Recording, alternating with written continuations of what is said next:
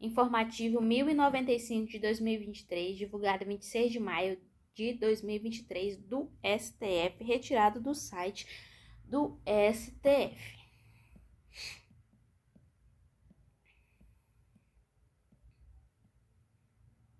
Pessoal, aqui no canal tem também leitura de códigos.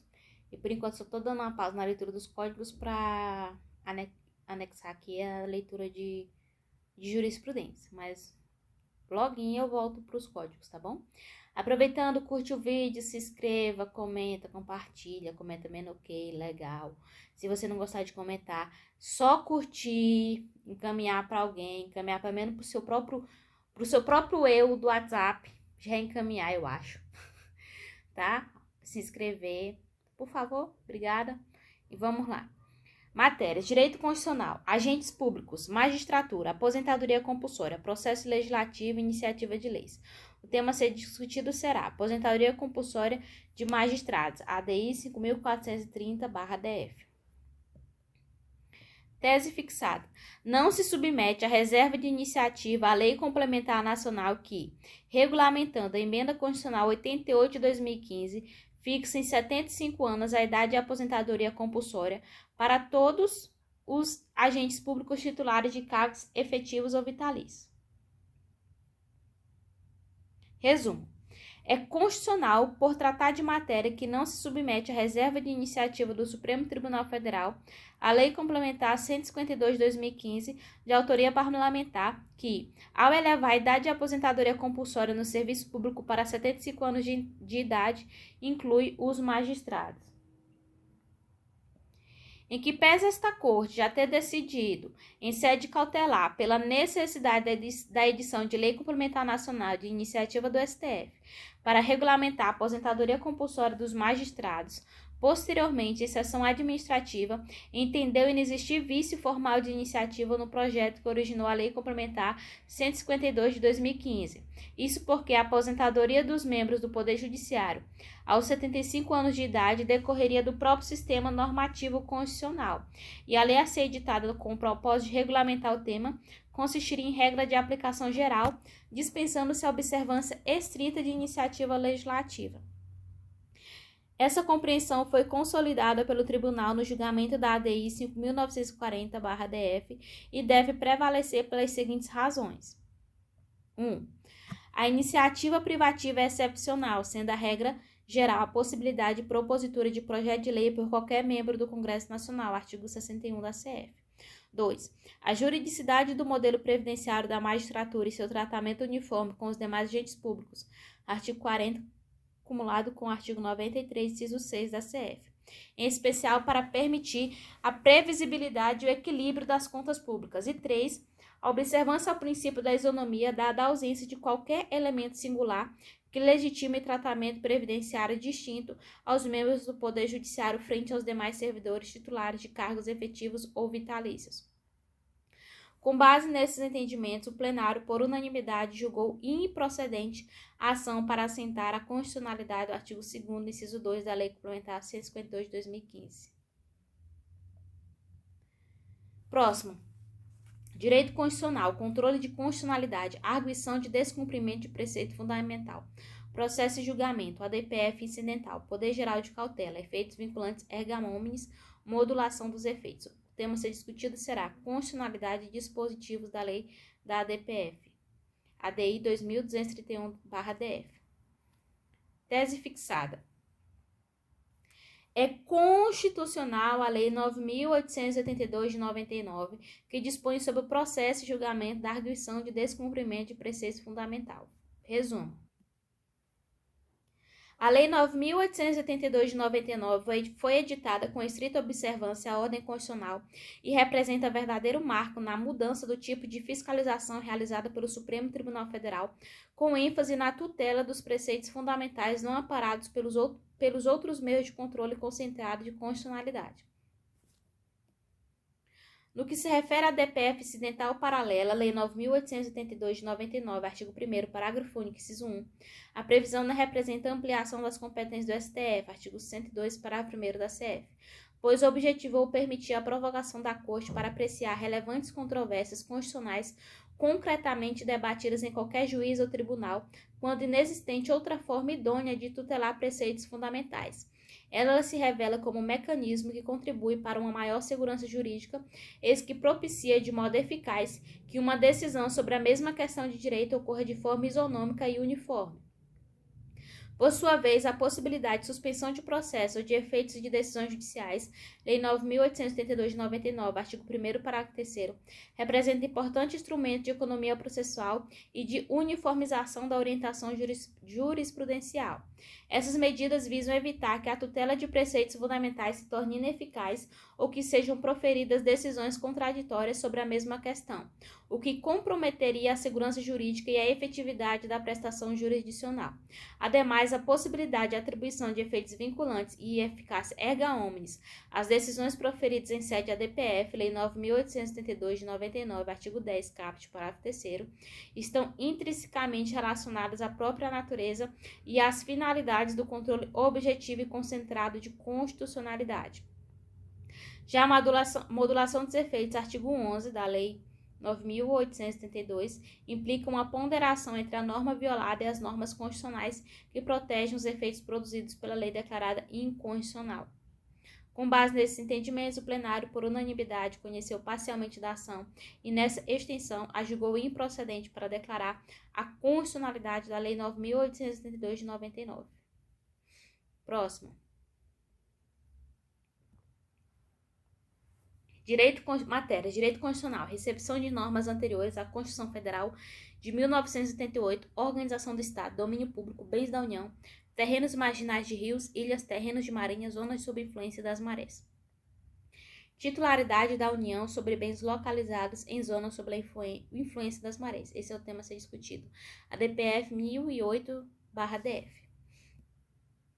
Resumo. É compatível com a atual ordem constitucional a norma que inclui entre os bens imóveis da União as zonas onde se faça sentir a influência das marés. Decreto-Lei 9.760 de 46, artigo 1º, a linha C. Os bens pertencentes à União, na data da promulgação da Constituição Federal de 1988, foram mantidos em sua titularidade e as zonas de influência das marés são consideradas como terrenos de marinha, os quais integram o patrimônio da União. Ademais, a norma constitucional, no sentido de que as ilhas fluviais e lacustres não pertencentes à União são de propriedade dos Estados-membros da Federação, CF 88, artigo 26, inciso 3, reforça o previsto no artigo 20, inciso 1 da CF de 88, de modo que outros bens podem ser atribuídos à União na forma da legislação que também se compatibilize com o sistema constitucional. Com base nesse entendimento, o plenário, por unanimidade, julgou improcedente a ação para declarar a recepção da linha C do artigo 1º do Decreto-Lei 9.760 de 46 pela Constituição Federal de 1988. Artigo 20 da CF. São bens da União. 1. Os que atualmente lhe pertencem e os que lhe vierem a ser atribuídos. Inciso 7. Os terrenos de marinha e seus acrescidos. O Decreto-Lei 9.760 de 46, artigo 1º, diz assim: inclui-se entre os bens imóveis da União, c. os terrenos marginais de rios e as ilhas nestes situadas na faixa de fronteiras do território nacional e das zonas onde se faça sentir a influência das marés. Próximo. Matérias: Direito Constitucional, repartição de atribuições administrativas, poder regulamentar, Ministro de Estado, Educação, competência legislativa concorrente, gestão descentralizada. O tema a ser discutido será oferta de cursos técnicos por instituições privadas de ensino superior, ADI 7.327/DF. Resumo. É constitucional a Portaria 314 de 2022, editada pelo Ministro de Estado da Educação, que dispõe sobre habilitação e autorização para oferta de cursos técnicos por instituições privadas de ensino superior, IPS. Na espécie, a oferta de cursos técnicos de nível médio, custeada pela Bolsa Formação do Pronatec, como previsto no ato normativo impugnado, é expressamente autorizado pela Lei 2.503 de 2011, artigo 20b, e não representa inovação no ordenamento jurídico nem invade o poder regulamentar do Ministro de Estado da Educação. A mencionada oferta, sem o aporte de recursos financeiros da União, visa ampliar a oferta de educação profissional e tecnológica, motivo pelo qual o contorno regulamentar também não foi ultrapassado, pois inexiste determinação da Lei de Diretrizes e Bases da Educação Nacional, Lei 9.394, 2019, quanto ao financiamento por meio de recursos federais. Ademais, a portaria ministerial harmoniza-se com o disposto na Constituição Federal de 88 em matéria de educação. O exercício da competência supletiva da União, em colaboração com os Estados e o Distrito Federal, no que se refere à organização, supervisão e avaliação de instituições de ensino técnico-profissional de nível médio, viabiliza uma gestão descentralizada e participativa para implementar política de expansão dos cursos técnicos, democratizando o acesso à educação e à qualificação para o mercado de trabalho. Com base nesses e em outros entendimentos, o plenário, por unanimidade, julgou improcedente a ação para declarar a constitucionalidade da Portaria 314 de 2022 do Ministério da Educação. Segue a lei especial, segue outra lei especial, segue a CF. Artigo 24 da CF, compete à União, aos Estados e Distrito Federal legislar concorrentemente sobre educação, cultura, ensino, desporto, ciência, tecnologia, pesquisa, desenvolvimento e inovação. Artigo 207. As universidades gozam de autonomia didática, científica, administrativa e de gestão financeira e patrimonial e obedecerão aos princípios da indissociabilidade entre ensino, pesquisa e extensão. Parágrafo 1º. É facultado às universidades admitir professores, técnicos e cientistas estrangeiros na forma da lei. Parágrafo 2º. Disposto neste artigo aplica às instituições de pesquisa científica e tecnológica. Artigo 209. O ensino é livre à iniciativa privada, atendida às seguintes condições: cumprimento das normas gerais de educação nacional, autorização e avaliação de qualidade pelo poder público. Artigo 211. A União, os Estados, o Distrito Federal e os municípios organizarão um regime de colaboração seus sistemas de ensino. Parágrafo 1º. A União organizará o Sistema Federal de Ensino dos territórios, financiará as instituições de ensino público federais e exercerá, em matéria educacional, função redistributiva e supletiva de forma a garantir a equalização de oportunidades educacionais e padrão mínimo de qualidade do ensino mediante assistência técnica e financeira aos Estados, ao Distrito Federal e aos municípios. Parágrafo 2º. Os municípios atuarão prioritariamente no ensino fundamental e na educação infantil. Parágrafo 3º. Os Estados e o Distrito Federal atuarão prioritariamente no ensino fundamental e médio. Parágrafo 4º. Na organização de seus sistemas de ensino na União, os Estados, os Distritos Federais e os municípios definirão formas de colaboração de forma a assegurar a universalização, a qualidade e a equidade do ensino obrigatório. Parágrafo 5º.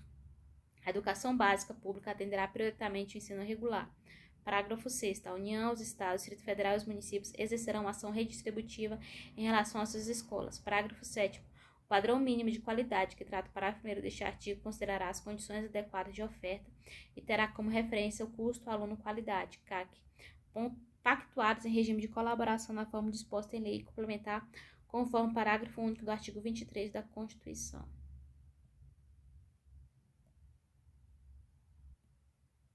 Agora eu vou para a Lei 2.503 de 2011. Artigo 20b. As instituições privadas de ensino superior habilitadas nos termos do artigo 2º do artigo 6º-A ficam autorizadas a criar e efetuar cursos técnicos de nível médio nas formas e modalidades definidas no regulamento, resguardadas as competências, supervisão e avaliação da União previsto no parágrafo 1º. A supervisão e a avaliação dos cursos serão realizadas em regime de colaboração com os órgãos competentes dos Estados e do Distrito Federal nos termos estabelecidos em ato do Ministro do Estado da Educação. Está na lei, né? Parágrafo 2º. A criação de novos cursos deverá ser comunicada pelas instituições de ensino superior aos órgãos competentes dos Estados, que poderão a qualquer tempo pronunciar sobre eventual descumprimento de requisitos necessários. Lei 9.394 de 2019, artigo 9º. A União incumbir-se-á de autorizar, reconhecer, credenciar, supervisionar e avaliar, respectivamente, os cursos das instituições de educação superior e os estabelecimentos de seu sistema de ensino. Artigo 16. O Sistema Federal de Ensino compreende as instituições de ensino mantidas pela União, as instituições de educação superior mantidas pela iniciativa privada e os órgãos federais de educação. Eu li os artigos da lei especial porque eu acho que pode ser importante para um prova que eu vou fazer daqui a uns dias. Vai que pode ser importante para você também. Vamos lá. Próximo, direito constitucional. Repartição de competências, proteção do meio ambiente ecologicamente equilibrado. Ordem social, índios, proteção das populações indígenas, comunidades tradicionais e remanescentes quilombolas. Direito administrativo, contratos administrativos, concessão. Direito ambiental, licenciamento ambiental, relatório de impacto ambiental. Tema a ser discutido será concessão de áreas estaduais para exploração de atividades de ecoturismo e extração comercial de madeira e subprodutos florestais, ADI 7008/São Paulo, /SP. Tese fixada. É constitucional norma estadual que, sem afastar a aplicação da legislação nacional em matéria ambiental, inclusive relatório de impacto ambiental e o dever de consulta prévia às comunidades indígenas e tradicionais, quando diretamente atingidas por ocuparem zonas contíguas, autoriza a concessão à iniciativa privada da exploração de serviços ou do uso de bens imóveis do Estado. A concessão pelo Estado não pode incidir sobre áreas tradicionalmente ocupadas por povos indígenas, remanescentes quilombolas e demais comunidades tradicionais. Resumo.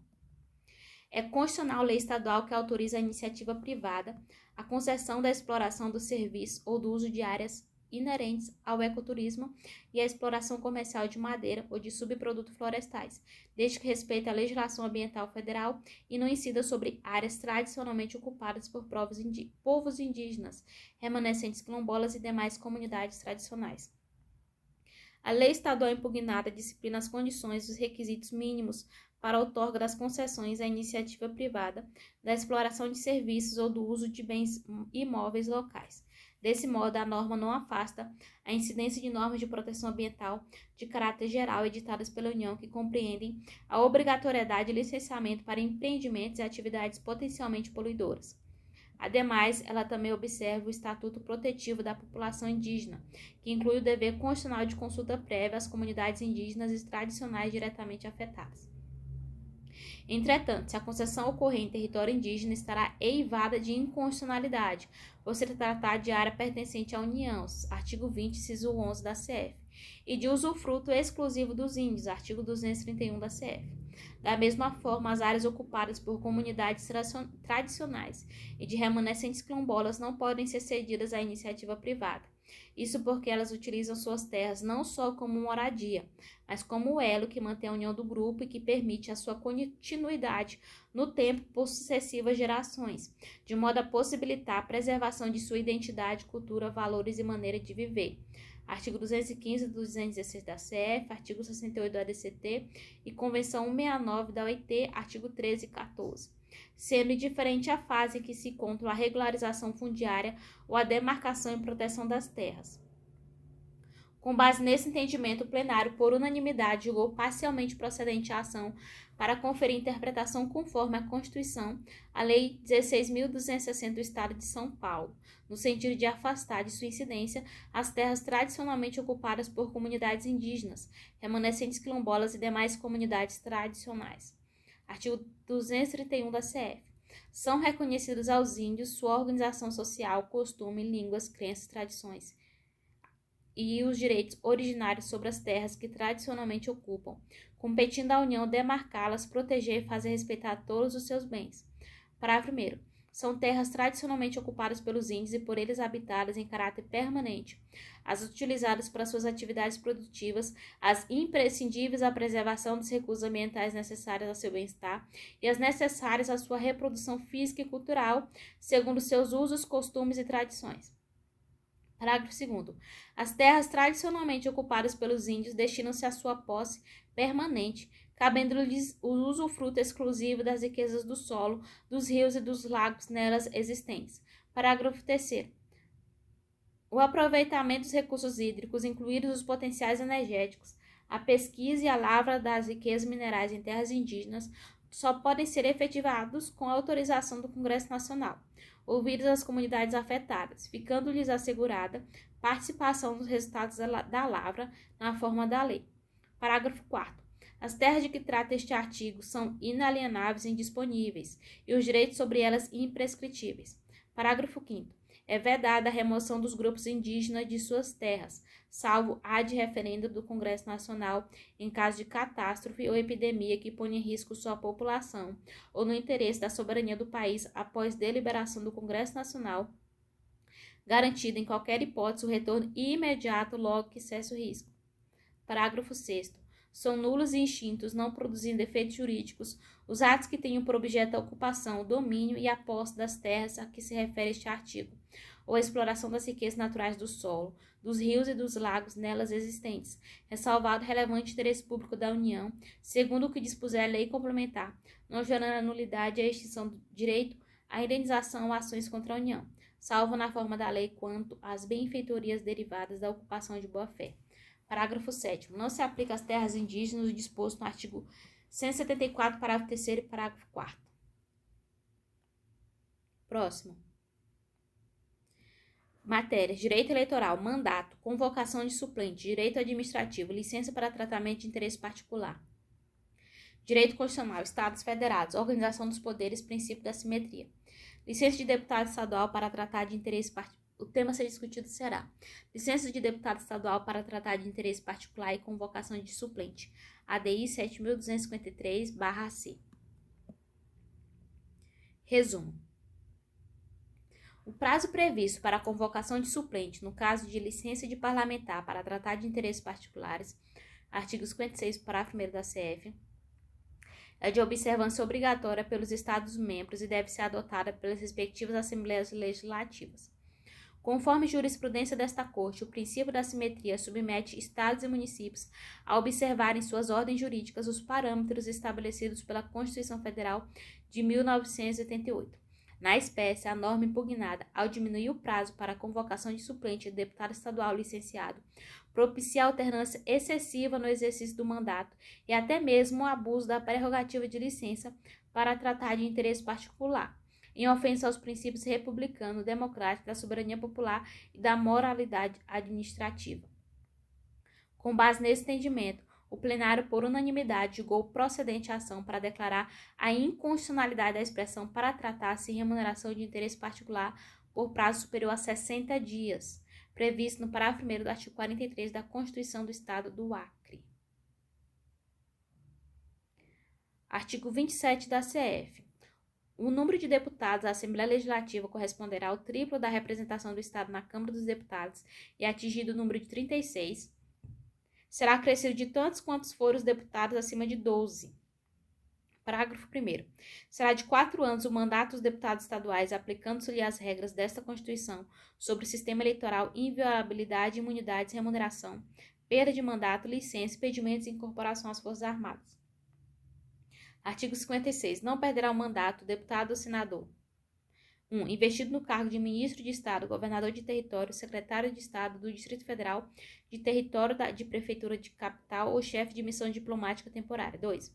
Licenciado pela respectiva casa por motivo de doença ou para tratar sem remuneração de interesse particular, desde que, neste caso, o afastamento não ultrapasse 120 dias por sessão legislativa. Parágrafo 1º. O suplente será convocado nos casos de vaga de investidura em função prevista neste artigo ou de licença superior a 120 dias. Então, a Constituição fala que só chama o próximo se for uma licença superior a 120 dias. Já a Constituição do Estado do Acre chamava o próximo com 60 dias. Aí dá abertura para vários próximos, nem que seja temporariamente, assumirem um cargo, né? Foi isso que o STF achou que não é muito legal. Então, seguindo, a Constituição fala em 120 dias, licença superior a 120 dias, licença superior a 120 dias. Próximo. Matérias: direito tributário, tributos, taxa, transmissão de energia elétrica, direito constitucional, repartição de competências, energia. A matéria será de ser discutida taxa municipal de fiscalização do funcionamento de postos de transmissão de energia. ADPF 512 do DF. Resumo. É inconstitucional por violar a competência da União privativa para legislar sobre energias, artigo 22, inciso 4 da CF, e exclusiva para fiscalizar o serviço de energia e editar suas normas gerais sobre sua transmissão, artigo 21, inciso 12, a linha B e 175, norma municipal que, sob o fundamento de exercício do poder de polícia, institui taxa em razão da fiscalização da ocupação e da permanência de postes instalados em suas vias públicas. A impossibilidade dos municípios instituírem taxas para a fiscalização de postos de energia elétrica tem sido reconhecida pela jurisprudência em virtude da competência exclusiva da União para tanto, por meio da Agência Nacional de Energia Elétrica, ANEEL. No exercício de suas competências, a União editou a Lei 9.427/96, a qual proibiu a unidade federativa de exigir de concessionária ou permissionária, sob sua ação complementar de regulação, controle e fiscalização, obrigação não prevista ou que resulte em encargo distinto do pretendido de empresas congêneres, sem que exista prévia autorização da ANEEL. Ademais, a Lei 8.987 de 95, ao cuidar do regime de concessão e permissão, determinou que, nos contratos de concessão, fiquem expressos os direitos e garantias do poder concedente, inclusive os relacionados à modernização, aperfeiçoamento e ampliação das instalações de energia elétrica. Desse modo, a presunção dos entes menores para, nos assuntos de interesse comum e concorrentes, legislarem sobre seus respectivos interesses foi expressamente afastada por lei federal.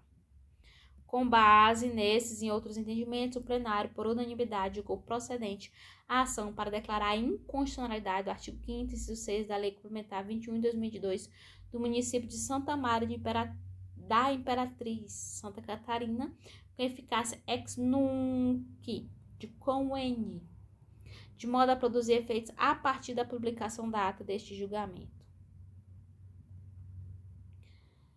A Lei 9.427, artigo 26, assim dispõe. Uma lei federal. Artigo 21. Na execução das atividades complementares de regulação, controle e fiscalização dos serviços e instalações de energia elétrica, a unidade federativa observará pertinentes normas legais e regulamentares federais. Parágrafo 1º. As normas de regulação complementar baixadas pela unidade federativa deverão se harmonizar com as normas expedidas pela ANEEL. Parágrafo 2º. É vedada à unidade federativa conveniada exigir de concessionário ou permissionário sobre sua ação complementar de regulação, controle e fiscalização obrigação não exigida ou que resulte em encargo distinto do exigido de empresas congêneres sem prévia autorização da ANEEL. Aí segue a lei do município e acabou!